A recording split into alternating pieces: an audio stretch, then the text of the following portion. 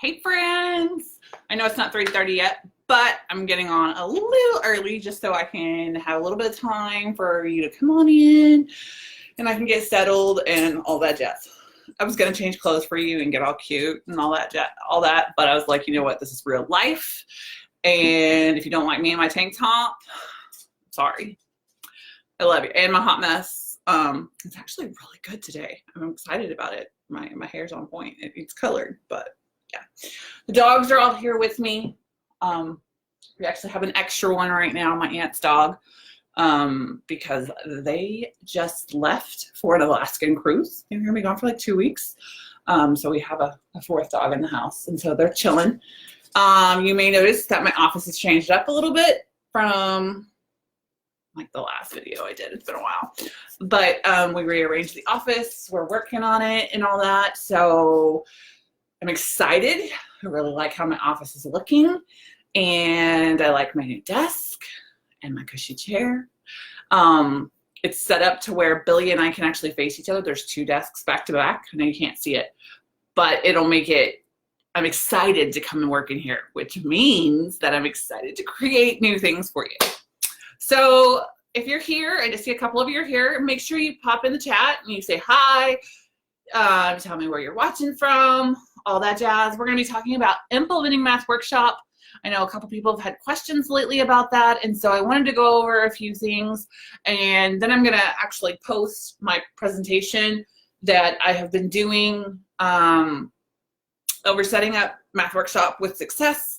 I'll post that because I'm going to talk, got those slides here to the right, and I'm going to share that presentation with you afterwards. So here we go.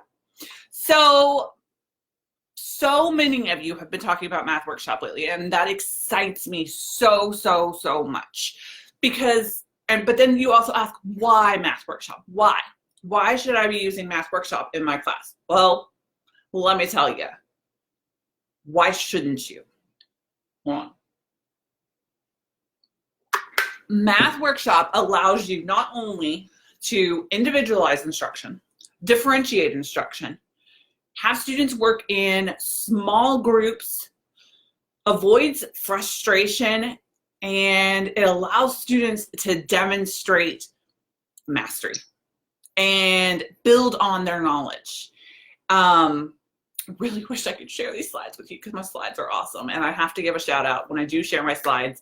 Some of the pictures in the slides and some of the data in the slides are from the lovely Faith Miller in our group. I worked with her kids last year, and she implemented Math Workshop once a week from when I worked with her on Halloween, and she implemented once a week, and I'll share some of the data from her kids as well here in a bit.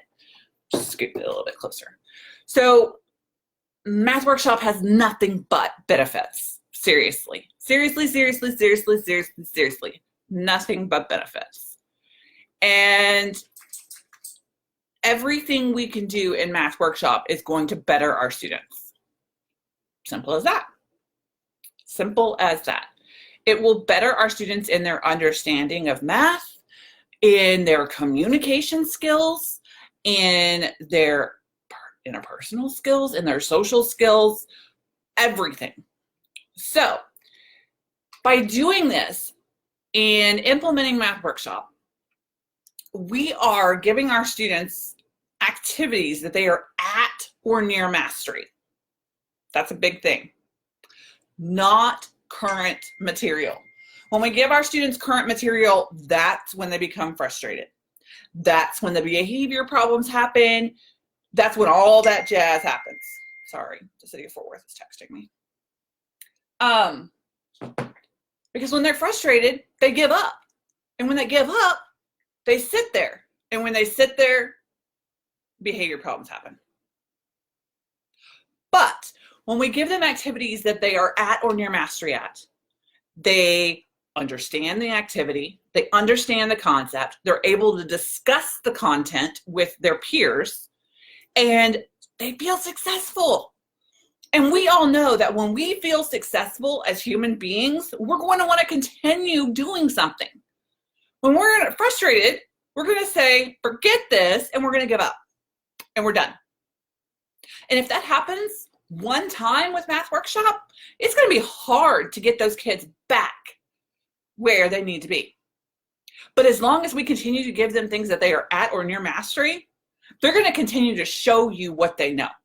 They're going to see, hey, this is gamifying math. I'm not having to do a packet that's 3 pages long when I can do 20 minutes and do 10 problems with my group members.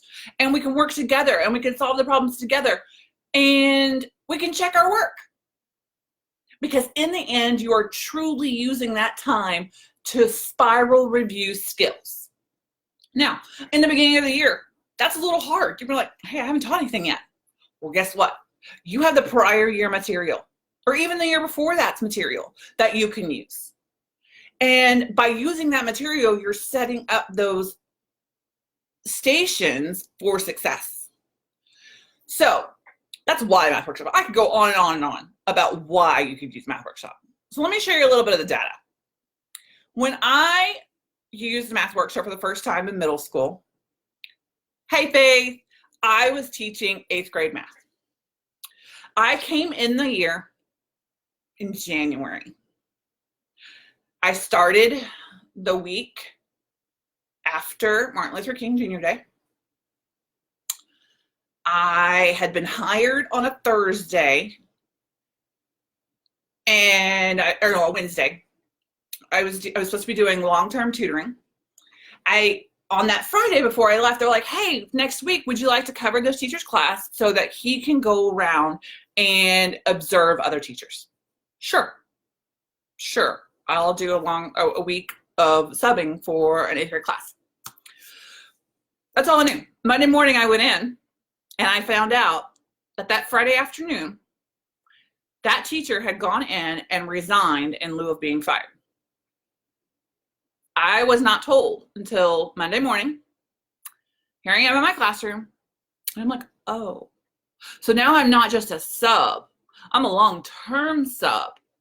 But these kids don't know this. So they're still going to be trying to get rid of me. Okay. So those kids, when I went in that first day, it was all about just learning who the kids were. Okay. I learned that on their October benchmark, the average was 32%. 32%, my friends, 32. And these students had no drive. Since around October, they had been given a worksheet packet on Monday and a quiz every Friday, quiz or test. No instruction, not always working in groups. Most of the time, just, hey, figure it out on your own. So here I am, middle of January. At that time, our state test was the second week of March. So I had approximately 6 weeks to cover everything I needed to know for 8th grade math, pre-algebra, to be successful on their state test. Okay. So after the first couple of days and trying to figure out what the heck I was doing, because I had never taught middle school before, I decided, you know what? Hey, when I taught elementary school, math workstations worked. Interactive notebooks worked. So let me go to my principal and say, hey, this is what I need to do. So I sat down, I had a long conversation with my principal, and she said, well, we know where the kids are now. We are hoping that after the 3rd round of administration, because in 8th grade in Texas, they get 3 chances to pass the state test, you have a 50% passing rate. Okay, we're at 32% average, 50% of all regular students that I had approximately 180 of them. Okay, we'll go for it. I said, for me to reach that, you have to be willing to jump on board with me and allow me to implement interactive notebooks and Math Workshop. She was fair game. She said, tell me what you need. I'll get it for you. Okay. So as I did that and I implemented Math Workshop that year, twice a week, I ended up end of the year with an 84% passing rate. Blew their expectations out of the water. Blew them out of the water. Now, I don't just say that to brag on myself. My scores continued for the next 3 years that I was teaching middle school, and they continued to be in the 80 to 90% passing rate. I don't have my raw numbers anymore. They're somewhere in this mess. But last year, when I was working with Faith, her 8th grade regular students the prior year were at 72% approaching. 8th graders, when they tested at 81%. So we're talking a 9% increase. That's a huge increase. And her honors students who were in algebra, in 7th grade, they were at 29% mastery.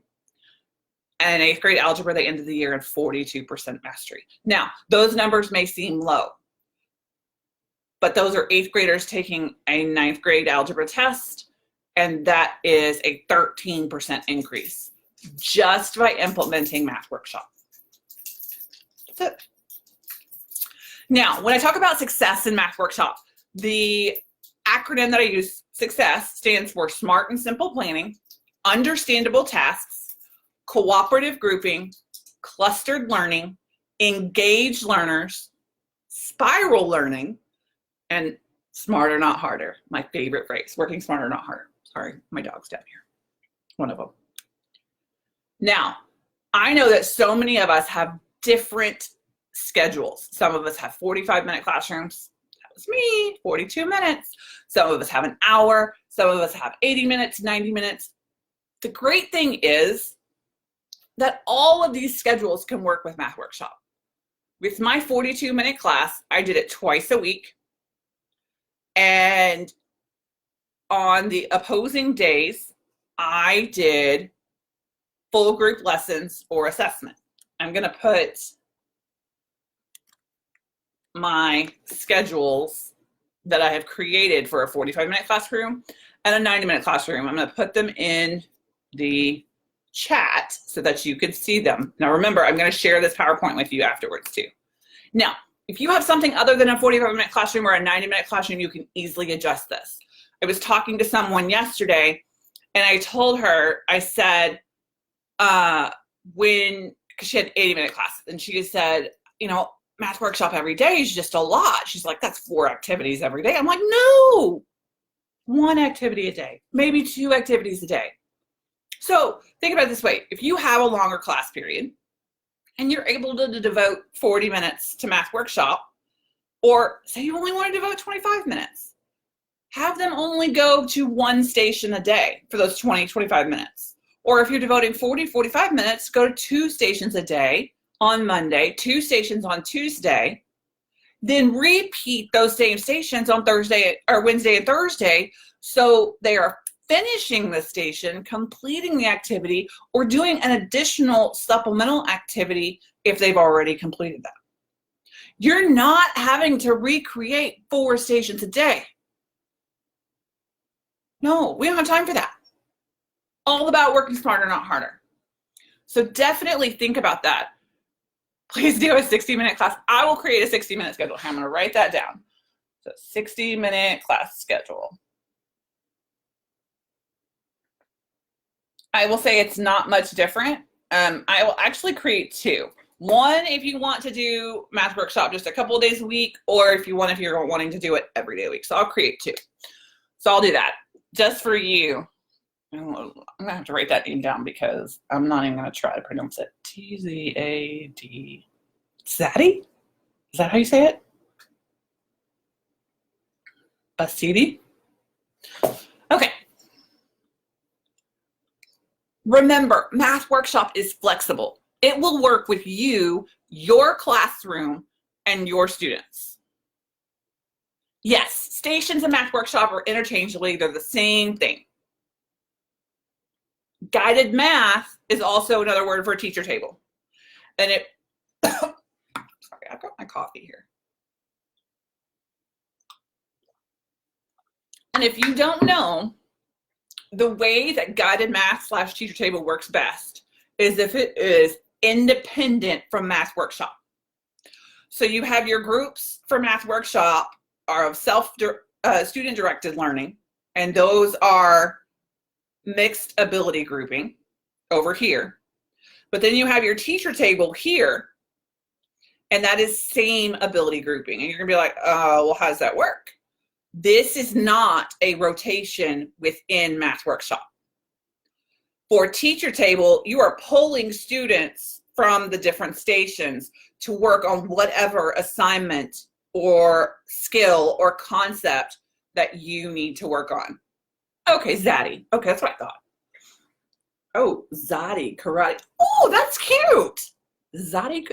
Now I'm going to start like saying that in my head all day.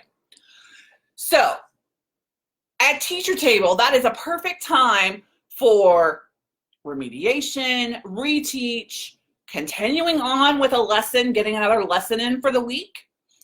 But the big thing about that is when you're doing teacher table, you're not meeting with every student every day. Hey, it's the little things like that. I was singing a different song earlier, and I was singing Ophelia earlier, and my husband's like, oh my goodness. Sorry for the tangent.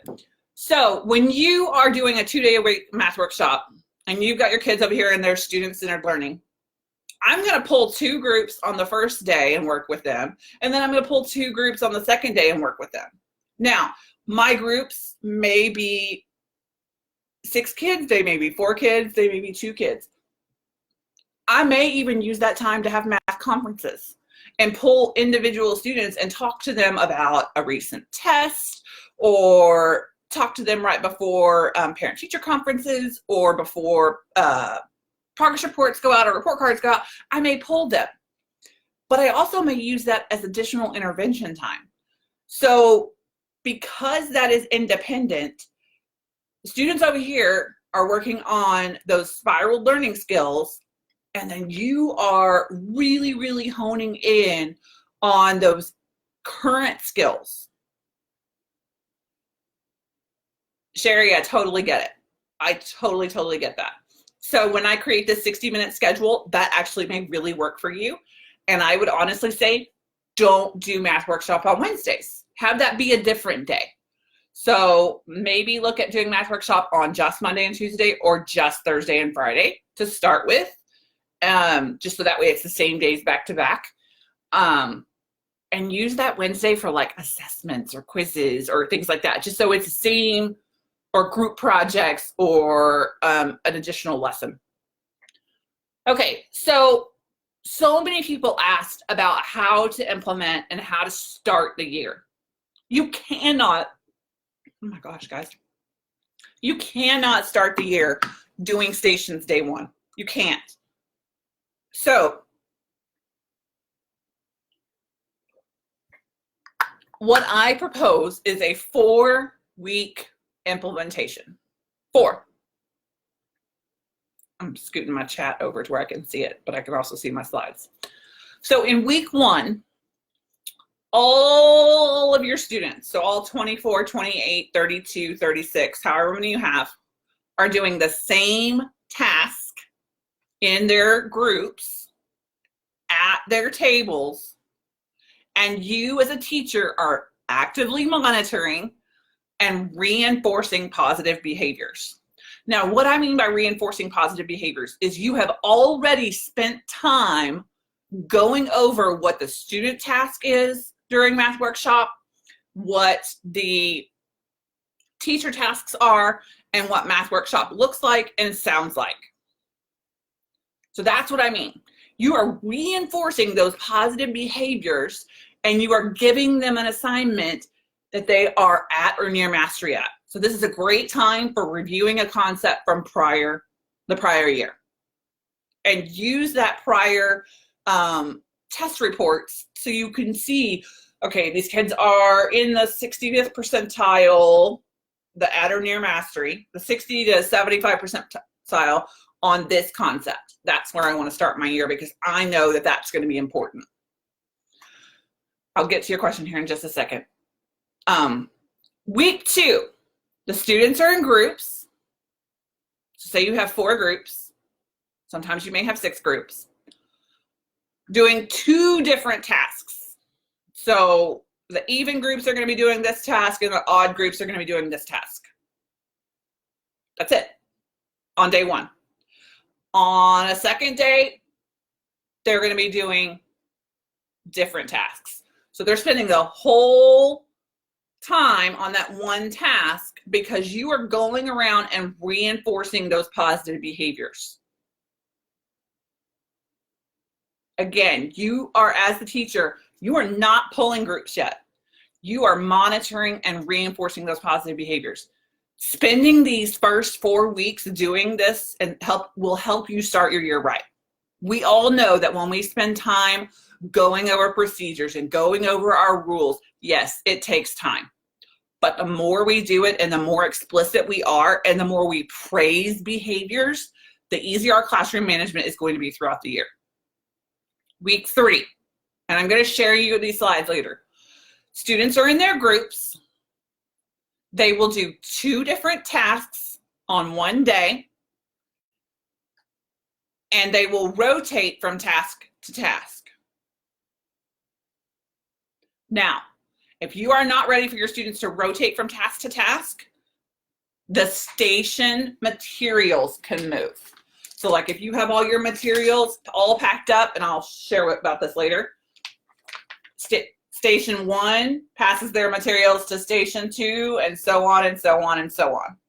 If you want your students to stay in there at their tables, that's perfectly fine. Sometimes you just don't have room to move around.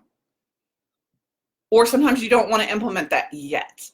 Week 4, students are in all their groups, rotating through all 4 stations over the course, of the 2 days or 4 days, however you're implementing it. And you as a teacher are still monitoring and reinforcing positive behavior. You as a teacher do not start pulling small groups until week 5. This right there alone, taking that time to reinforce positive behavior and help your students and guide them and facilitate that communication that they need to be building, spending these 4 weeks will make your entire year. I swear. Promise, promise, promise, promise, promise. It will make a huge difference. Now, Zadie asked, how long do guided math sessions last? Typically 15, 20 minutes. Simply because, 1, I can get a full lesson within 20 minutes. That would take me a full 45-minute class period with my whole class. But 2, I don't want to lose their interest. And the activities that I'm using during guided math, guess what? They end up showing up as math workshop stations down the line. So I'm working smarter, not harder, by reusing materials that I've already created and that my students have already seen.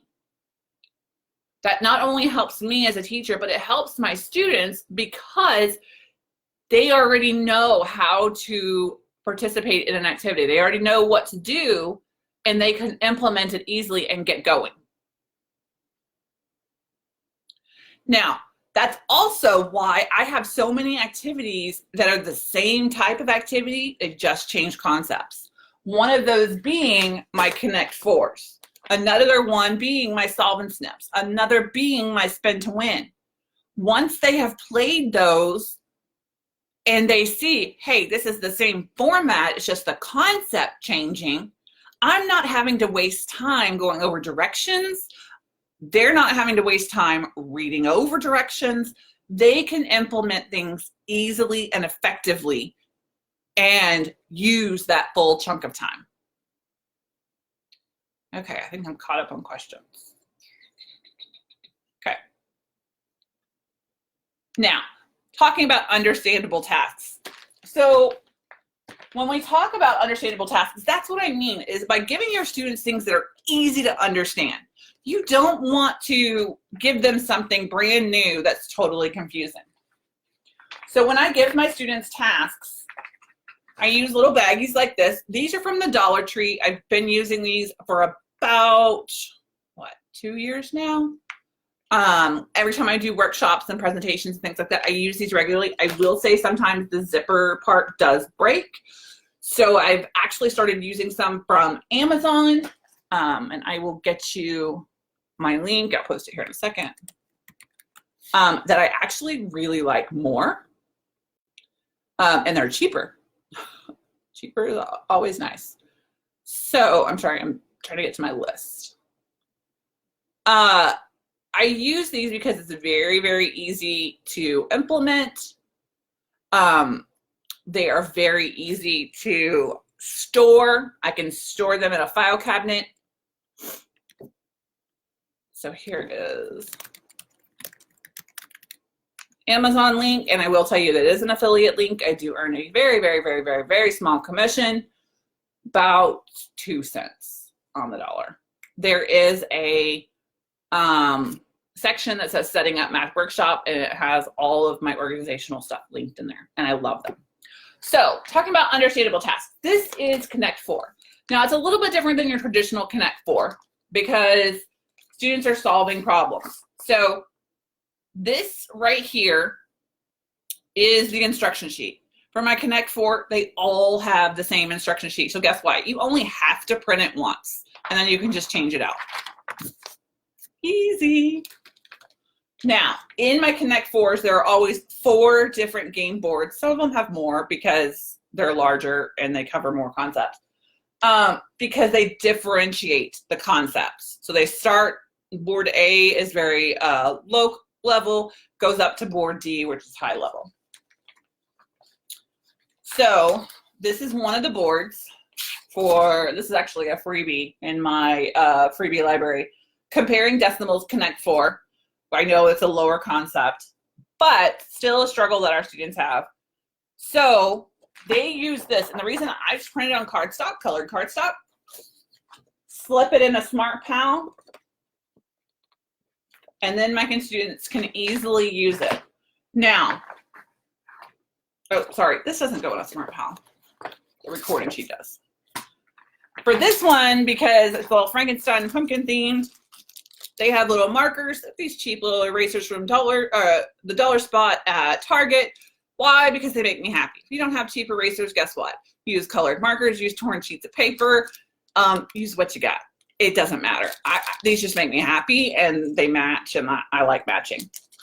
So as the students pick a problem, they cover a space. When they get 4 in a row, yay. Now, if they don't get 4 in a row, it's simply the person with the most squares when they have finished playing wins. Now, in here, this is what I provide my students with: a little worksheet, recording sheet. Now, there's a color version and a black and white version. This is what goes in the Smart Pal. This is actually the activity, one of the activities I did with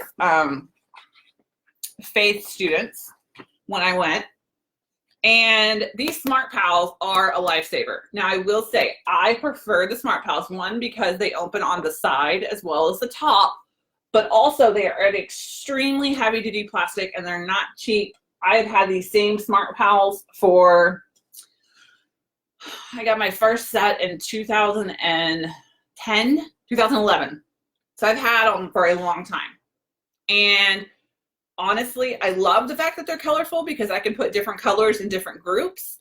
But I also like the solid black ones because that way, if marker happens to get on the black edge, it's not going to show up. So these are like 20 bucks for 10 of them on Amazon, which is a really, really good price. I can write all over these. And if I want a, picture of my students' work, they can either use a class iPad, tablet, phone, whatever you have, hold it up to where the light's not shining on it, because if the light is shining on it, it gets a glare. I just make sure they are holding it up either by their face so I can see whose it is, or they just put their name at the top, snap a picture, and then they upload it via Google Classroom or the Seesaw app, and that way I have a work sample. In both of those, they can create a portfolio of their work, and I have that for parent-teacher conferences. I provide all supplies in their little baggie. I also provide the answer key. Now, I just tell them keep the answer key in the bag until the end, and then check your work. So that's what I mean by using understandable tasks. If my office wasn't in such a disarray, since we're still reorganizing things, I could show you some other, give me a sec.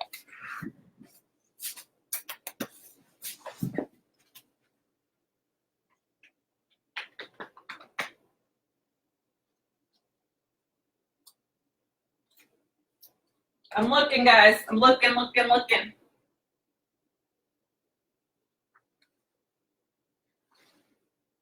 Oh, I found one.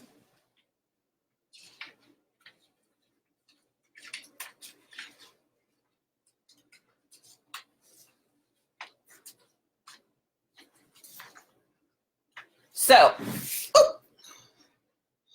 another understandable task that I talk about is Solvent Snips. We know how important it is for our students to be working with word problems, because if you're like the state of Texas, our test is 100% word problems. They don't give computational problems to our students. So they need to be familiar and need to be working with them regularly. My Solvent Snips are 10 word problems and 10 answer choices. All the students have to do is read through the word problem. I know this one's winter. They read through the word problem, work it out, and then they use the answer choices to snip and glue them on. Now, another way that I've done these is I've made these on cardstock before, laminated them, and just added Velcro, and then they just Velcro them in the right place. Again, very, very easy. I love these because they're all, I have like roughly 100 of these available in different concepts, different grade level bundles. Like right here, like here's 7. They're great for homework. They're great for sub work. They're great for math workshop. So again, understandable tasks that are the same format, but just changing concepts will allow you and your students to work so much easier in math workshop. So I talked about cooperative grouping and how math workshop is in ability level groups. Sorry, I had a question pop up and I was trying to see what it was. Engaged learners. So I'm gonna share with you a little quote. When teachers are co-creators with their students, both gain valuable insights that inform future learning and empower students as engaged learners. That is a quote from the book, A Guide to Documented Learning. And that honestly is part of the reason I created Solvent Snips, is because I was listening to my students and I was including them within these word problems. And as a part of my bundles, I offer the editable template so that you can create your own, or your students can create their own. And actually, this is something that I talked about with Faith in the spring for test prep. She had her students, like she assigned each student group a different topic. They created their problems on one day. And then she shared them in, I think, Google Drive, or she may have printed them out, can't remember. She'll have to remind me on that. And the other groups, they swapped them around and they had to solve them. How awesome is that?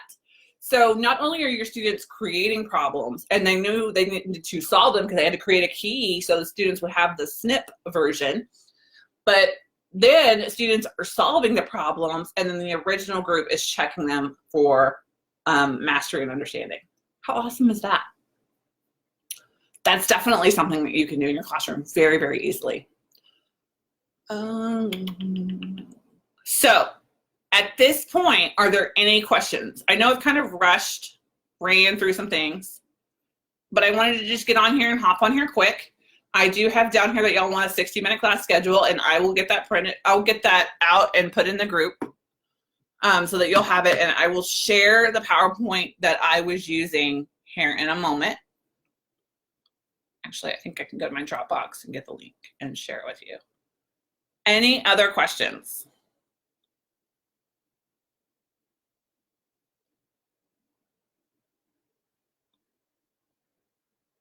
I know there's a lag, so I'll give it a second.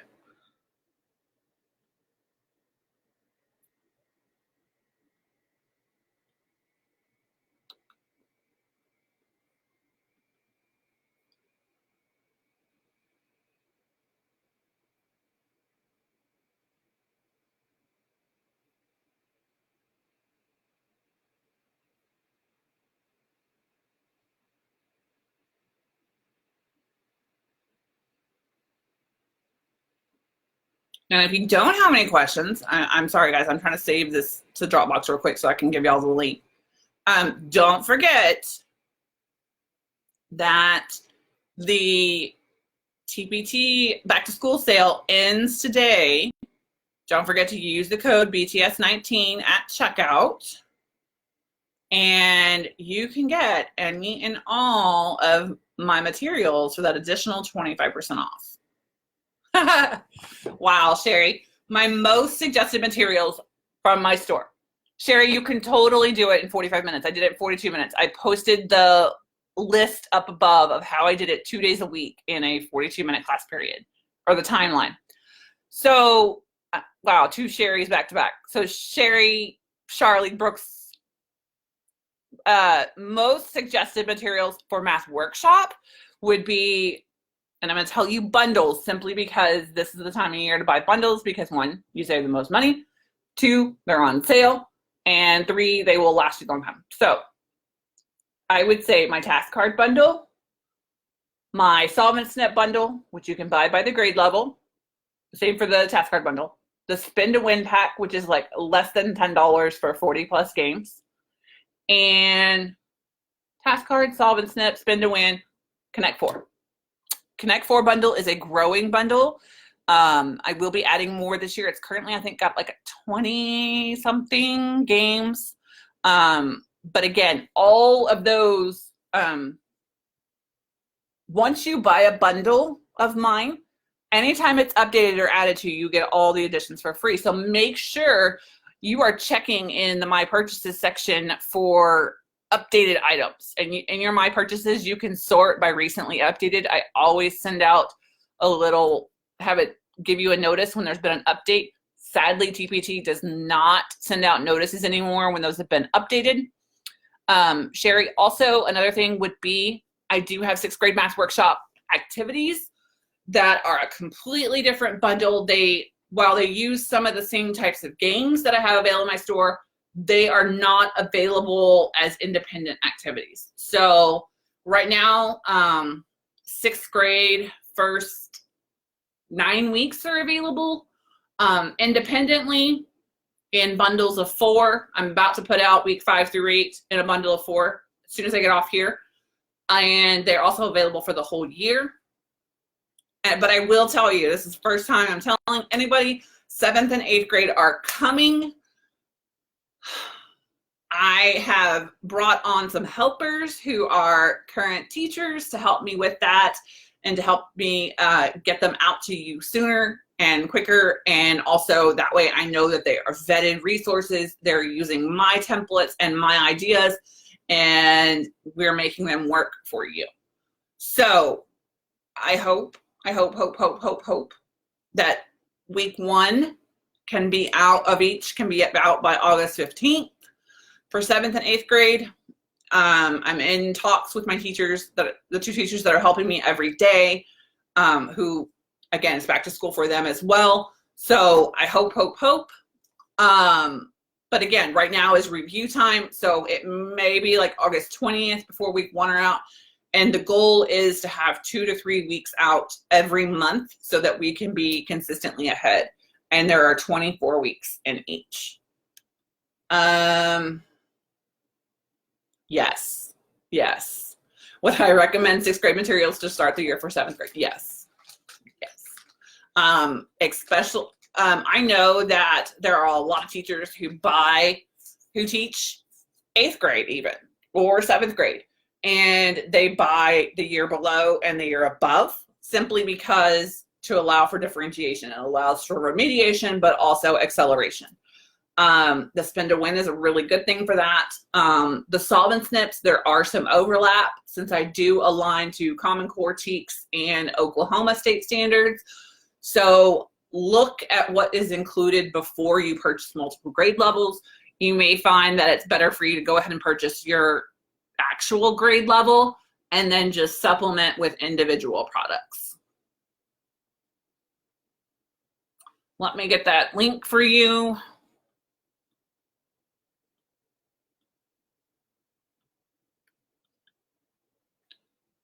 Course.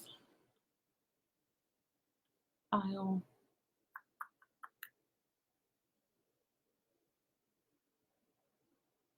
I don't have my mouse in here, so I may have to set the link and give the link in just a minute because I can't right click on it. So if that's everybody's question, feel free, if you are watching the replay, leave questions. It will notify me and I will respond to them.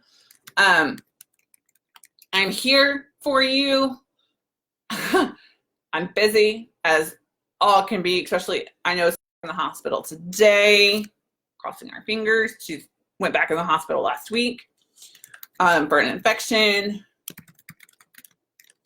But yeah, so that both businesses, yeah. So copy link, thank you. It's life. I mean, you understand. Oh, cancel. I understand you have busy lives too. So there we go. You're very welcome, Sherry. Thank you all for coming and have a great one.